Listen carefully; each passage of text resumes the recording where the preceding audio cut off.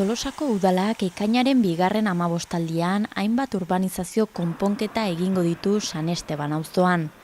Espaloiak konpondu, argiztapena eraberritu eta zoladura eta hiri-altzariak berrituko dira. Kale nagusian guztira 128 metro karratu espaloi eraberritu eta txukunduko dira. Egungo ezaugarri berberak mantenduz.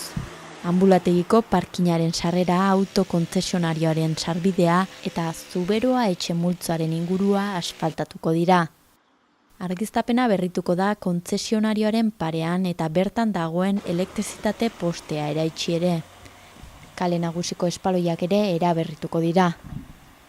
Hiri-altzariak ere berrituko dituzte. Guztira 14 banku ordezkatuko dira.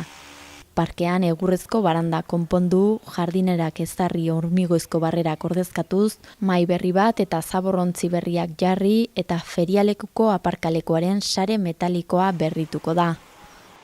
Guztira 58.253 euroko inbertsioa burutuko du Tolosako udalak San Esteban auzoan. Lanak ekainaren 2. 15aldian hastea dago aurreikusia eta hilabeteko epean burutuko dira.